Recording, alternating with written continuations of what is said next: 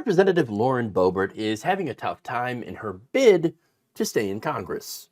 After opting to run in a completely different district, she has been steadily finding out that it wasn't going to be as easy to win as she thought.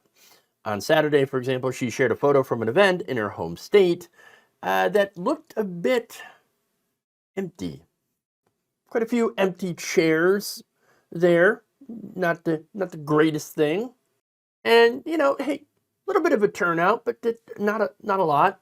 Not exactly a good thing for someone who has such a large public profile. So people on social media, of course, had their own thoughts. One person says, ouch, it's a really small and sad turnout, isn't it? Another said, yep, all 18 of them, representing about 4% of the population of Adams County, Colorado. Hell of a draw there, Lauren. Look, I haven't checked that person's math, to be fair. Another says, the free lunch and ventriloquist show at Hooters in Palm Springs draws a bigger crowd, Lauren. Well, perhaps if she were holding a Beetlejuice showing, I guarantee she would have a little bit more of a turnout. Sexual anarchy. Not saying anything. Another says, geez, they could have met in her living room. Once again, maybe more people would have showed up at Lauren Boebert's house. Another adds, what's worse is than how sparsely attended this tiny venue is that you actually included these photos as evidence, thinking that it was a good thing. Interesting. Another said, Lauren, it looks like only 10 people showed up. That's significantly lower than the attendance at the Beetlejuice musical. Well, as if Lauren would know the attendance on that. She got kicked out. But here's what I'm thinking, right? To be fair to Lauren Boebert, I know, right? I'm being fair to Lauren. I think most people in the district probably know what she's about. So they either support her, and there's a significant amount of people who do, and let's be fair, and so they don't need to hear her speak, or they don't support her. They want to support someone else, and in that case, they're probably not going to show up. What's left are those who are undecided, of which there are a few, but not a ton of, at least not in Adams County. Okay, so what does that mean for her? Well, it's an interesting question. There's polls, and those polls vary. Look, I talked about the straw poll that happened in March, finding Boebert in third, middle of the pack, okay, behind former state senator and Logan County Commissioner Jerry Sonnenberg and veteran state lawmaker Ted Harvey. So that's not a good showing, but at the same time, it is a straw poll with a relatively low sample size of just 180 voters, okay?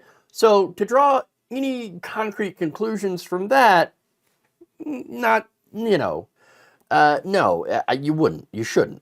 Now, a poll with a larger sample size of 558 likely voters, still rather small, but larger than the straw poll, conducted by Kaplan Strategies back in February, did show her with a wide lead above her competitors.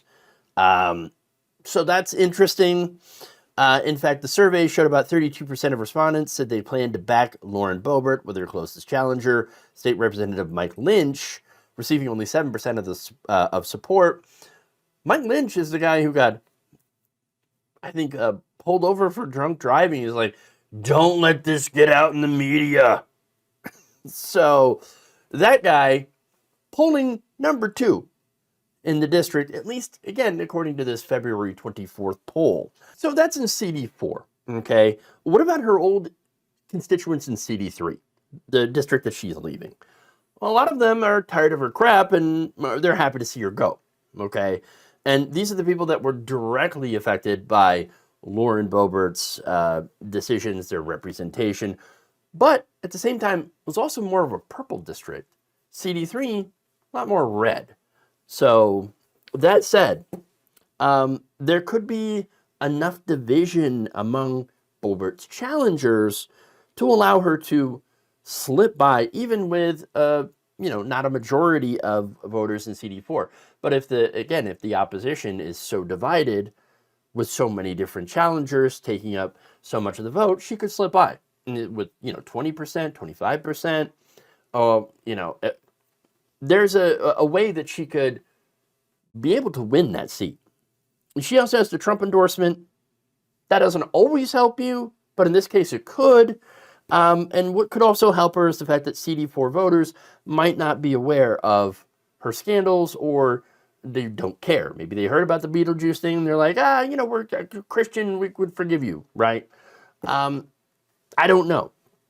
That's possible. But what could go against her is the fact that she will be going up against an incumbent. Whoever wins the special election to fill Ken Buck's seat, they're going to have an advantage. So that could hurt her chances. At the end of the day, though, I guess what I'm trying to get at is this is not going to be an easy fight for Lauren Boebert, but I also wouldn't completely count her out yet.